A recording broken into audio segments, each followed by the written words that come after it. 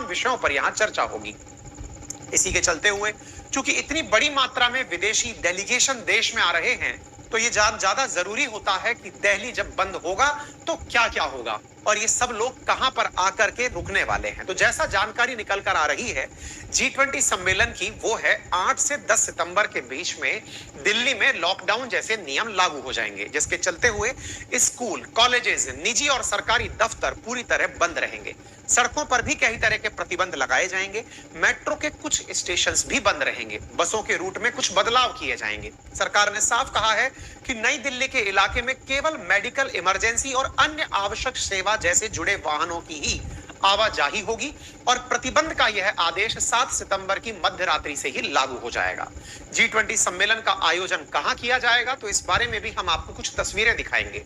9 से 10 सितंबर को होने वाली ये जो G20 समिट है, ये नई दिल्ली के अंदर प्रगति मैदान में आयोजित की जा रही है, जहां पर 20 सदस्य राष्ट्र हैं, 9 अतिथि देश हैं और 15 अंतरराष्ट्रीय संगठनों के प्रतिनिधि पहुंचेंगे। विचार करिएगा, इतने जबरदस्त पावरफुल लोग, दुनिया की अगर 100 रुपए की कुल जीडीपी है तो 85 रुपए के मालिक दिल्ली में होंगे 2 दिनों के लिए। कितनी बड़ी बात है।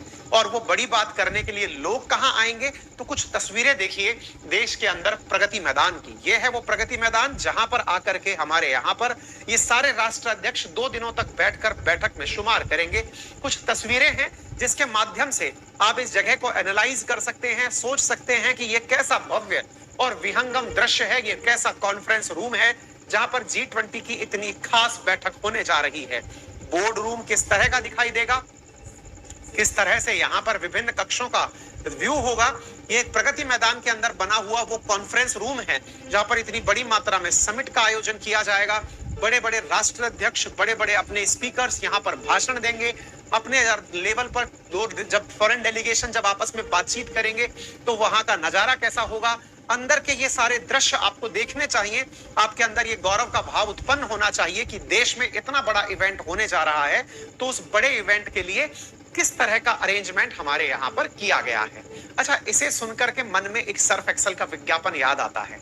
बचपन में संभवतः आप लोगों ने भी देखा होगा, जिसमें आपने एक विज्ञापन था, दाग लगने से अगर कुछ अच्छा होता है तो दाग अच्छे हैं। एक भाई बहन का एडवर्टाइज था जिसमें यह दिखाया गया था, लॉकडाउन की खबर सुनते हैं, सुनते ही आपके दिमाग पर क्योरियां आने लगती हैं, लेकिन तब लॉकडाउन की खबर सुनते हैं, सुनते ही आपके दिमाग पर दिल्ली रहने वाले लोग, उनको जरूरी नोटिफिकेशंस वहां के लोकल न्यूज मीडिया के माध्यम से दे दिए जाएंगे। फिर भी बेसिक जानकारी यह है कि यहाँ पर दिल्ली को 3 भागों में बांटा गया है। मैं आप लोगों को यह जानकारी इसलिए भी दे सकता हूं क्योंकि आप में से संभवतः किसी ना किसी को इस दौर में दिल्ली जाना हो सकता है। ऐसी स्थिति में आपकी फ्लाइट्स का क्या रहने वाला है, ट्रेन का डाइवर्जन क्या रहने वाला है, आप कृपया करके उसके लिए अपडेट होकर जाएं, क्योंकि कई जो लोकल फ्लाइट्स हैं वो बंद कर दी गई हैं। लगभग 160 डोमेस्टिक फ्लाइट्स हैं जिन्हें उन दिनों बंद रखा जाएगा। साथ में जो मार्केट हैं वो 3 दिनों तक बंद रखे जाएंगे।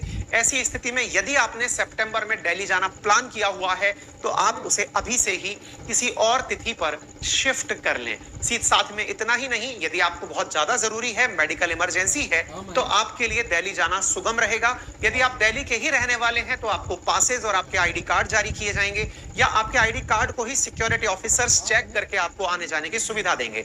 जो लोग उसी क्षेत्र में रहने वाले लोग हैं उनकी आवाजाही सुनिश्चित की जाएगी।